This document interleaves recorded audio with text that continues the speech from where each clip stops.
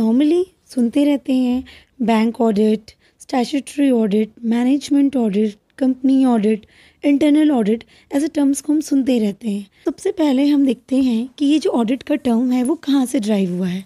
Actually audit जो word है वो एक लैटिन वर्ड से आया है, दैट इज़ ऑडायर, जिसका मतलब होता है to hear. The word audit is derived from Latin word audire which means to hear. अब टू हेयर क्यों, ऐसे क्यों आया हुआ है? तो एक्चुअली क्या है, in 18th century, in era of large scale of production, the person responsible for maintenance of accounts goes to some impartial and experienced person who hear these accounts and express their correctness or otherwise. Right actually ये जो term auditing है वो एक Latin word ऑडायर से आया हुआ है, जिसका मतलब होता है टू हेयर। और ये टू हेयर ही क्यों? क्योंकि ये टर्म तब से आया है 18th सेंचुरी से, जब बहुत ज़्यादा प्रोडक्शन वगैरह होती थी। तो उस टाइम में जो पर्सन रिस्पॉन्सिबल होता था इन अकाउंट्स वगैरह को प्रिपेयर करने के लिए, उसको बनाने के लिए, मेंटेन करने के लिए, वो अपने पूरे अकाउंट्स को एक ऐसे पर्सन को जाके सुनाता था जो कि इम्पार्शियल है। इम्पार्शियल इन द सेंस कि किसी के साथ बायस नहीं होता है, और वो एक्सपीरियंस पर्सन है। वो उससे अपने अकाउंट्स के बारे में बताता था, वो उसे सुनता था और उसके बेसिस पे ही वो अपनी व्यूज़ देता था कि हाँ, जो अकाउंट्स आपने प्रिपेयर किए हैं वो करेक्ट हैं या करेक्ट नहीं है। तो एक्चुअली ये पूरा प्रोसेस शुरू हुआ है हेयरिंग से, दैट्स वाई हम इसे ऑडायर से लिए और ऑडिटिंग इसका नेम पड़ गया, राइट। तो such a person were known as auditor. Thus auditor means literally hearer, that is one who hears. तो जो पर्सन ये सुनता है, जो इम्पार्शियल एंड एक्सपीरियंस पर्सन इसे सुनता है और अपने व्यूज़ एक्सप्रेस करता है, दैट इज़ कॉल्ड ऑडायर, ऑडिटर। और ऑडिटर का मतलब होता है one who hairs. So basically कहा जाए कि ऑडिटिंग क्या हो गया, हेयरिंग का हो गया, कि जो हेयर करता हो, right. It is through scrutiny of the books of accounts. It is used to verify the financial position disclosed by the balance sheet and profit and loss accounts of a company by a qualified and experienced person. मतलब आपका, हम auditing में क्या करते हैं, पूरी verification करते हैं, पूरी स्क्रूटनी करते हैं, मतलब स्टार्टिंग से through the books of accounts. अब बुक्स ऑफ अकाउंट्स का मीन्स क्या हो गया कि जो भी आपने डे बुक बनाई है, जो भी आपके फाइनेंशियल स्टेटमेंट्स हैं, like balance sheet, profit and loss accounts, trading accounts, cash flow, इन सब चीज़ों की डिटेल चेकिंग, डिटेल वेरिफिकेशन को ही हम कह रहे हैं ऑडिटिंग। नॉर्मली इसमें हम क्या वेरीफाई करते हैं कि ये देखते हैं कि कंपनी जो बैलेंस शीट में अपनी पोजीशनिंग दिखा रही है, जो प्रॉफिट एंड लॉस के अकॉर्डिंग अपनी प्रॉफिट को शो कर रही है, क्या वो सही है या नहीं, हम इस बात को वेरीफाई करते हैं। ये करता कौन है, ऑडिटर, जो कि एक क्वालिफाइड पर्सन होता है और एक्सपीरियंस पर्सन होता है। नॉर्मली हम आपको बता दें कि एक चार्टर्ड अकाउंटेंट जो ICAI से ही CA की डिग्री होल्ड करते हैं, उन्हें ही हम क्वालिफाइड पर्सन कहते हैं, राइट, दैट इज़ ऑडिटर। तो अगर हम डेफिनेशन देखें तो RB बोस ने बताया था कि audit is the verification of the accuracy and correctness of the books of account by an independent person qualified for the job and not in any way connected with the preparation of such accounts. तो RB Bose ने क्या कहा था कि auditing क्या है, auditing एक ऐसे पर्सन के थ्रू जो कि इंडिपेंडेंट हो, क्वालिफाइड हो, एक्सपीरियंस्ड हो, उस पर्सन के थ्रू कंपनीज की बुक्स ऑफ अकाउंट्स को, मतलब books of accounts in the sense कि वो सारी फाइनेंशियल स्टेटमेंट्स, उनके डे बुक्स वगैरह, उन सारी चीज़ों को वो चेक करे कि क्या वो उसमें जो भी डेटा मेंशन है वो करेक्ट हैं, एक्यूरेट हैं या नहीं। इन सारी चीज़ की वो चेकिंग करता है। पर एक चीज़ इंपॉर्टेंट होती है कि वो जो पर्सन है जो ये चेकिंग कर रहा है, जो ये वेरीफाई कर रहा है, वो किसी भी तरीके से कनेक्टेड ना हो इस बुक्स ऑफ अकाउंट को प्रिपेयर करने में। मीन्स उसने ही बुक्स ऑफ अकाउंट्स बनाया और वही आके चेक करे, तो क्या वो सही जजमेंट दे सकता है? नहीं, वो हमेशा बायस होगा क्योंकि उसने ही वो काम किया होगा।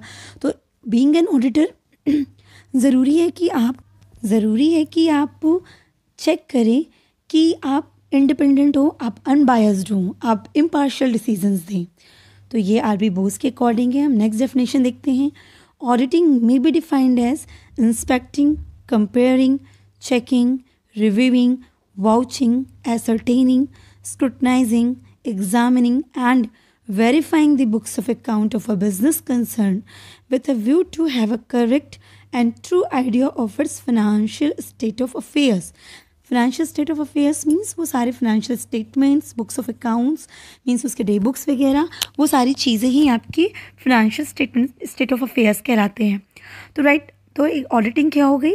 ऑडिटिंग हो गई कि जिसमें हम क्या करते हैं, हम इंस्पेक्शन करते हैं, हम कंपेयर करते हैं, हम चेक करते हैं, वाउच करते हैं, ये सब देखते हैं, स्क्रूटनाइज करते हैं, एग्जामिन करते हैं, किसको? बुक्स ऑफ अकाउंट को।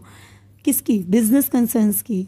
क्या करने के लिए? इस व्यू से कि ये चेक कर सकें कि वो करेक्ट है कि नहीं, ट्रू एंड फेयर व्यू दे रहा है या नहीं, इस बात की जो जजमेंट होती है दैट इज़ ऑडिटिंग। ये बात एम एस एंडले ने कही थी, ये डेफिनेशन एम एस एंडले की है। तो एक्चुअली अगर देखा जाए तो ऑडिटिंग क्या है? पूरी तरीके से वेरिफिकेशन है, चेकिंग है, एग्जामिनेशन है, एक सिस्टमैटिक एग्जामिनेशन है। किस चीज़ की? बुक्स ऑफ अकाउंट्स की एग्जामिनेशन है। कौन करता है? एक इंडिपेंडेंट पर्सन, एक क्वालिफाइड पर्सन, जो कि एक ऑडिटर कहलाता है, जो कि क्वालिफाइड हो मीन्स उसने सीए की डिग्री होल्ड कर रखी हो। वो पर्सन जब चेकिंग करता है, इम्पार्शियल डिसीजंस देता है, अपने व्यूज़ बताता है कि हाँ, ये जो बुक्स ऑफ अकाउंट्स प्रिपेयर किए गए हैं वो अनबायस्ड हैं, करेक्ट हैं, ट्रू एंड फेयर व्यूज़ दे रहे हैं तो सही है, अदरवाइज नहीं है, ट्रू एंड फेयर व्यू नहीं दे रहे हैं, करेक्ट नहीं है, तो वो उसकी एविडेंस करेक्ट करता है। मीन्स उसका सिर्फ एक ओपिनियन होता है, हाँ या ना, गलत या सही, वो सिर्फ अपनी ओपिनियन देता है। ऑडिटिंग या ऑडिटर का मीन्स ये नहीं होता है कि वो उसे चेक कर रहा है और वो सही ही है, ऐसा कोई कंपल्शन नहीं होता है। वो बताता है कि सही है या नहीं। हम एक और डेफिनेशन देख लेते हैं। हम डेफिनेशन देखते हैं आर.ई. स्कॉल्सर की। Auditing is the systematic examination of financial statements, records and related operations to determine adherence to generally accepted accounting principles, management policies, stated requirements।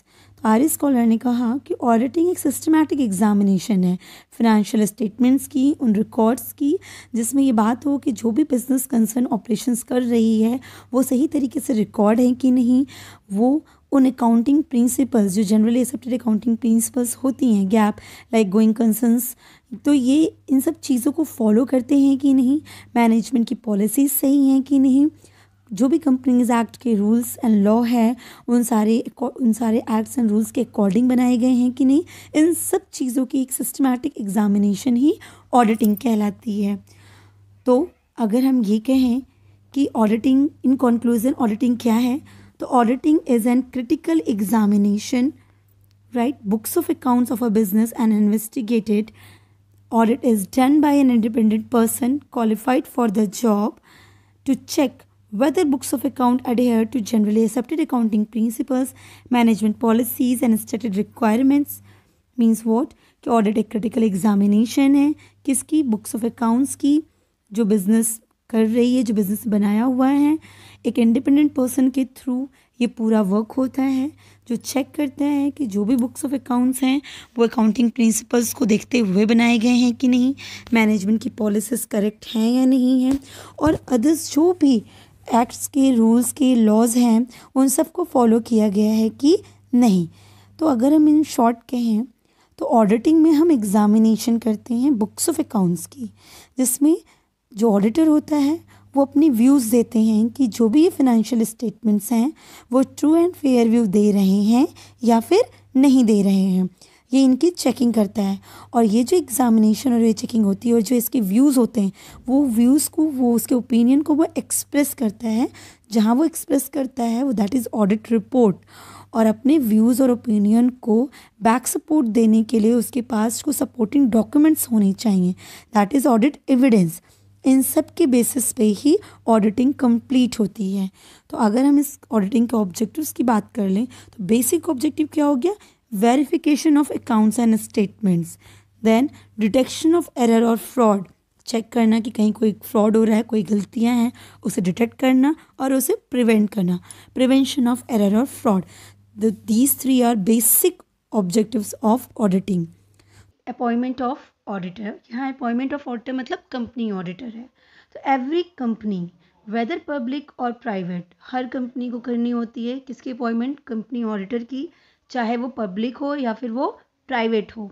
Having share capital और नॉट, कंपनी का होना ज़रूरी है, पब्लिक या private चाहे जो भी हो, वो शेयर, उसमें शेयर कैपिटल हो या विदाउट शेयर कैपिटल वो कंपनी हो, लिस्टेड कंपनी हो या अनलिस्टेड कंपनी हो। लिस्टेड मतलब हो जाता है कि स्टॉक एक्सचेंज में वो लिस्टेड है, मतलब उसके शेयर्स कोट किए जाते हैं। अनलिस्टेड मतलब जो स्टॉक एक्सचेंज में लिस्टेड नहीं है। तो लिस्टेड हो या अनलिस्टेड हो, irrespective of its paid up share capital, मतलब उसका पेड अप शेयर कैपिटल चाहे जितना भी क्यों ना हो। जैसे समटाइम्स होता है कि इंटरनल ऑडिटर हैं, तो उनके लिए रूल्स है कि अगर उनकी टर्नओवर इतनी है, उनकी पेड अप शेयर कैपिटल इतनी है, तो ही उनको इंटरनल ऑडिटर अपॉइंट करना पड़ेगा। तो वहीं पे ये बात कही जा रही है कि कंपनी ऑडिटर के केस में irrespective of its paid up share capital कुछ भी हो, लेकिन उनको कंपनी ऑडिटर अपॉइंट करना है।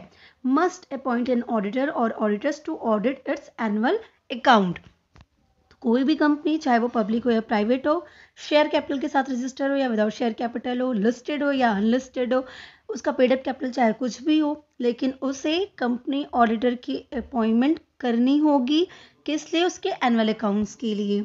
ठीक है, तो अब कैसे हम करते हैं appointment of auditor other than government company. अब हम दो तरीके से लेंगे, एक गवर्नमेंट कंपनी अगर है तो अपॉइंटमेंट कैसे होगी, और दूसरा कि अगर वो गवर्नमेंट कंपनी नहीं है, अदर देन गवर्नमेंट कंपनी कोई भी कंपनी हो, तो हम वहाँ पे कंपनी ऑडिटर की अपॉइंटमेंट कैसे करेंगे। तो पहला हम ले रहे हैं appointment of auditor other than government company. Government company के अलावा जितनी भी कंपनीज हैं उनमें कंपनी ऑडिटर का अपॉइंटमेंट कैसे होता है। तो फर्स्ट ऑडिटर, अब जब कंपनी रजिस्टर होती है तो रजिस्ट्रेशन के बाद, मतलब उसके इनकॉर्पोरेशन के बाद जो सबसे पहला ऑडिटर अपॉइंट होता है उसके लिए क्या रूल्स होते हैं, और उसके बाद सब्सिक्वेंट ऑडिटर, मतलब उसके बाद जो भी हर बार ऑडिटर अपॉइंट हो रहे होंगे उनके लिए क्या रूल्स है। तो कंपनीज एक्ट के सेक्शन 139 में इन दोनों को बाइफरकेट करके बताया गया है कि फर्स्ट ऑडिटर को कौन अपॉइंट करेगा, कैसे अपॉइंटमेंट होगी, और सब्सिक्वेंट ऑडिटर को कैसे उनकी अपॉइंटमेंट करनी होगी। तो हम यहाँ पे देख रहे हैं कि अदर देन गवर्नमेंट कंपनी के केस में कंपनी ऑडिटर की अपॉइंटमेंट जबकि हम फर्स्ट ऑडिटर अपॉइंट कर रहे हों तो according to section 139 subsection 6 to be appointed by board within 30 days of incorporation, मतलब सेक्शन 139 सबसेक्शन सी में बताया गया है कि अगर company other than government company है तो उसका फर्स्ट ऑडिटर कौन अपॉइंट करेगा, बोर्ड्स अपॉइंट करेगी। बोर्ड्स मतलब बोर्ड ऑफ डायरेक्टर्स अपॉइंट करेंगे। कब अपॉइंट करेंगे? जब कंपनीज का इनकॉर्पोरेशन हो जाएगा, इनकॉर्पोरेशन का सर्टिफिकेट जब कंपनी को मिल जाता है उसके 30 दिनों के अंदर। तो पहला ऑडिटर कौन अपॉइंट करता है? सबसे पहले कौन अपॉइंट करेगा? बोर्ड ऑफ डायरेक्टर्स, और कंपनी की इनकॉर्पोरेशन के 30 दिनों के अंदर अपॉइंट करते हैं। In case of board fails to appoint, अगर बोर्ड ऑफ डायरेक्टर्स फेल हो गए कंपनी और फर्स्ट ऑडिटर को अपॉइंट करना 30 दिनों के अंदर, उन्होंने 30 दिनों के अंदर फर्स्ट ऑडिटर अपॉइंट नहीं किया, फेल हो गए वो, तो क्या होगा? Bye member in an EGM with in next 90 days। तो उस केस में जो मेंबर्स है, मेंबर मतलब जो शेयर होल्डर्स है, वो शेयर होल्डर्स जो रजिस्टर में लिस्टेड है उनको मेंबर कहते हैं। मेंबर और शेयर होल्डर दोनों डिफरेंट होते हैं। तो मेंबर्स कौन हो गए? जो इनके रजिस्टर, जो कंपनी के रजिस्टर्स होते हैं उनमें जिनका नाम मेंशन होता है। तो मेंबर्स के द्वारा जो है EGM बुलाई जाएगी, एक्स्ट्रा ऑर्डिनरी जनरल मीटिंग, और उसमें फिर फर्स्ट ऑडिटर को अपॉइंट किया जाएगा, और ये काम विद इन 90 days हो जाना चाहिए। तो सबसे पहला रिस्पॉन्सिबिलिटी किसकी हो गई? बोर्ड की, 30 दिनों के अंदर अपॉइंट कर ले। अगर उन्होंने अपॉइंट नहीं किया तो 90 days के अंदर मेंबर करेंगे।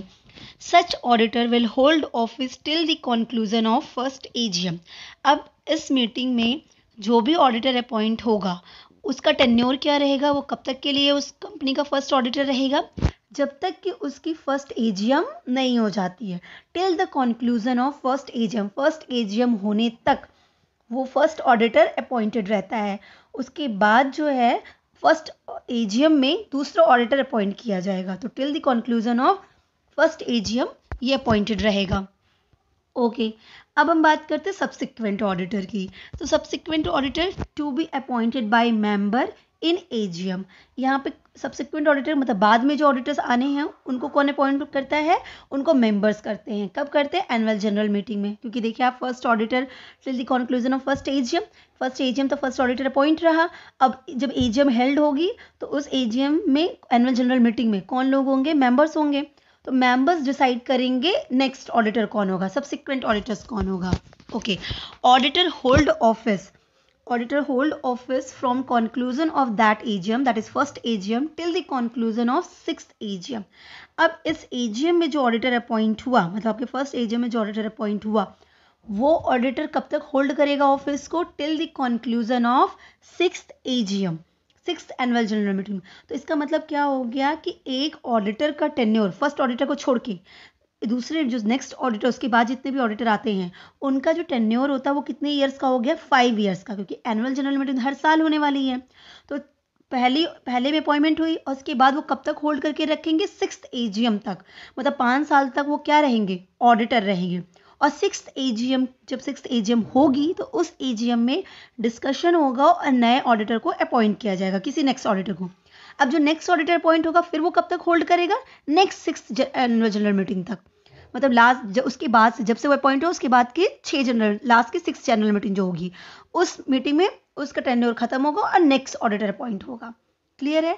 तो auditor hold office from conclusion of that AGM till the conclusion of sixth AGM। तो कंक्लूजन कितना हुआ, टेन्योर इनका 5 सालों का होता है। Appointment to be ratified by members every year in AGM।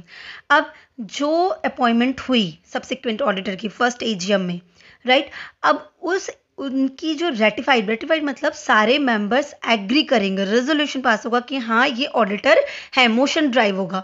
तो वो जो है हर साल किया जाएगा, हर AGM में रेटिफाइड होगा। मतलब सारे मेंबर्स एग्री करेंगे कि हाँ हम इन्हीं को ऑडिटर कंटिन्यू कर रहे हैं, इन्हीं को ऑडिटर कंटिन्यू कर रहे हैं। ऐसा हर AGM में होना है। कब तक, सिक्स्थ AGM तक होना है। सिक्स्थ AGM में तो चेंज हो जाएंगे। तो appointment to be ratified by members every year in AGM। Okay, if any year not ratified, then it will be treated as casual vacancy and auditor will be appointed by board of directors। अब किसी year members ने ratify नहीं किया, वो agree नहीं हुए कि यही मेंबर कंटिन्यू करेगा। मतलब क्या हो गया कि इनका टाइम पीरियड है 5 साल तक, इनको अपॉइंटमेंट थी, इनकी अपॉइंटमेंट कब तक थी, 5 साल की ऑडिटर की। पर और 5 साल तक तो थी, पर हर साल मेंबर्स को रेटिफाई करना था कि हाँ ये ऑडिटर रहेंगे। किसी साल मेंबर्स ने रेटिफाई नहीं किया, तो जब मेंबर ने रेटिफाई नहीं किया तो ये ट्रीट की जाएगी क्या, कैजुअल वैकेंसी। कैजुअल वैकेंसी वो वैकेंसी होती है जो अपॉइंटमेंट के बाद हो। मतलब लीगली ऑडिटर अपॉइंट हो चुका होता है, उसके बाद जब वो उस प्लेस को छोड़ देता है किसी भी वजह से, चाहे रेजिग्नेशन की वजह से या डिस्क्वालिफिकेशन की वजह से या उसकी डेथ की वजह से, कोई भी रीज़न हो, अपॉइंटमेंट के बाद जब ऑडिटर उस पोजीशन को छोड़ता है तब हम उसे कैजुअल वैकेंसी कहते हैं। करेक्ट। तो कैजुअल वैकेंसी, तो जब अगर ऐसा हुआ कि किसी ईयर मेंबर ने उसे रेटिफाई नहीं किया तो हम उसे कैसा ट्रीट करेंगे, कैजुअल वैकेंसी।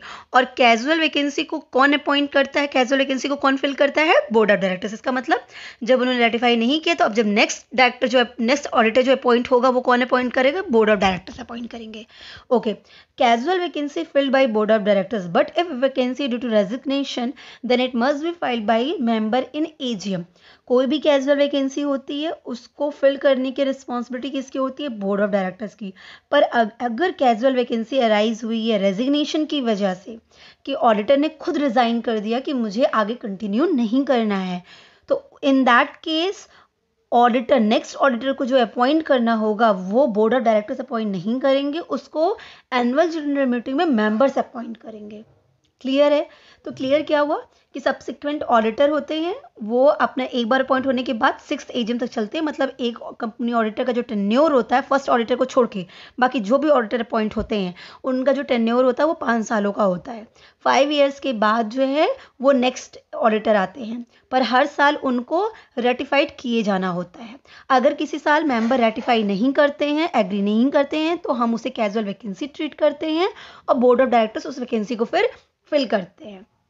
तो एक बार इसको समराइज चार्ट देख लेते हैं, आपके माइंड में एकदम अच्छे से बैठ जाएगा कि पहली बात क्या है, appointment of company auditor other than government company के अलावा जो भी हैं, first auditor, subsequent auditor, 2 auditor appoint होते हैं। पहला auditor according section 139(6) to be appointed by board within 30 days of incorporation, 30 दिनों के अंदर हो जाने चाहिए। अगर बोर्ड फेल हो गया तो 90 डेज के अंदर होंगे। मेंबर करेगा, कब करेगा? एक्स्ट्राऑर्डिनरी जनरल मीटिंग में करेगा, मीटिंग बुला के करेगा विद इन 90 डेज। ठीक, such auditor will hold office till the conclusion of first AGM, first AGM तक ये होल्ड करके रहते हैं, इनका टेन्योर सिर्फ फर्स्ट एजीएम तक रहेगा। ओके, सब्सिक्वेंट ऑडिटर की बात करें तो ये कौन अपॉइंट करता है? एजीएम में मेंबर्स अपॉइंट करते हैं, एनुअल जनरल मीटिंग में कौन अपॉइंट करता है? मेंबर्स करते हैं। ये कब तक होल्ड करके रखते हैं? फर्स्ट एजीएम से लेके 6th एजीएम तक। और हर साल क्या करना होता है? उनको रेटिफाई करना होता है। अगर किसी ईयर रेटिफाई नहीं किया गया तो उसको कैजुअल वैकेंसी ट्रीट करेंगे और बोर्ड ऑफ डायरेक्टर्स उस वैकेंसी को फुलफिल करेंगे।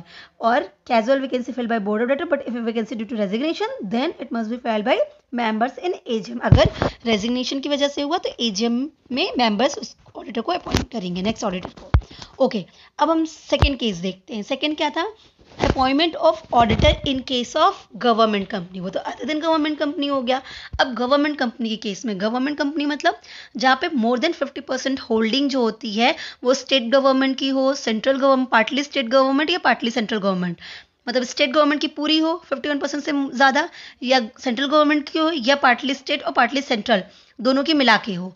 मोर देन 51% होल्डिंग जब गवर्नमेंट की होती है तो हम उसे आपकी गवर्नमेंट कंपनी कहते हैं। ओके, अब गवर्नमेंट कंपनी है तो वहाँ पे ऑडिटर को अपॉइंट करने का क्या प्रोसीजर है? सेक्शन 139 के अकॉर्डिंग ही है। तो फर्स्ट ऑडिटर कौन अपॉइंट करता है? कैग अपॉइंट करती है। कब करती है? कंपनी के रजिस्ट्रेशन के 60 दिनों के अंदर।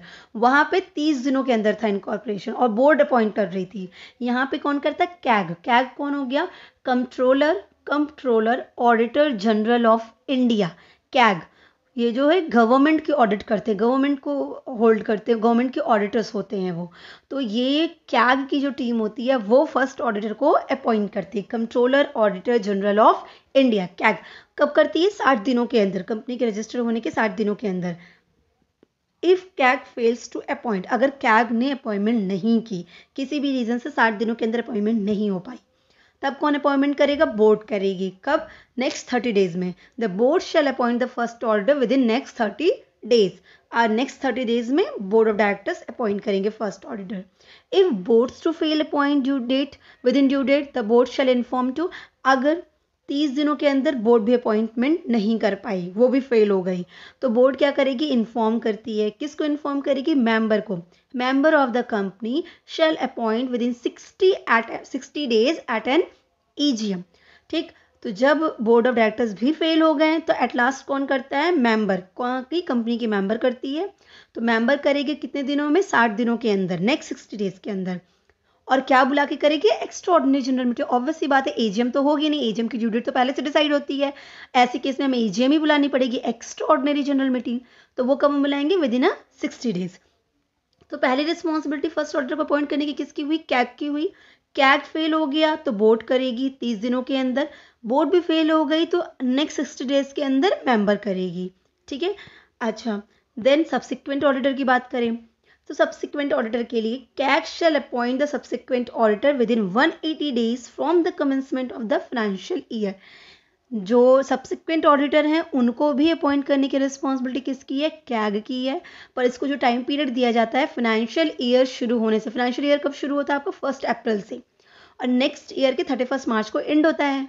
तो फाइनेंशियल ईयर शुरू होने के 180 डेज के अंदर ही उनको अपना सब्सिक्वेंट ऑडिटर अपॉइंट कर लेना पड़ता है। The first auditor shall hold office till the conclusion of first AGM as usual. हमेशा फर्स्ट ऑडिटर जब भी अपॉइंट होता है तो उसका टेन्योर फर्स्ट एजीएम तक ही होता है। Notice to the registrar. The notice of appointment of the auditor has to be sent to the registrar within 15 days of the meeting in prescribed manner.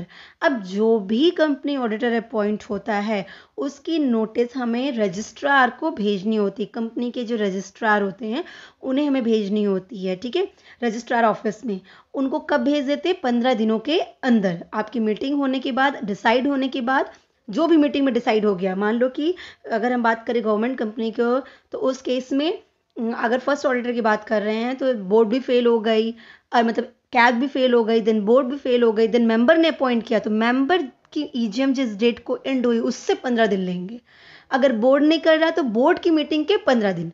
तो जो भी मीटिंग में डिसाइड होगा कि यही ऑडिटर होने वाला है, उसके 15 दिन के अंदर उनको नोटिस भेज देनी होती है रजिस्ट्रार को। क्लियर है?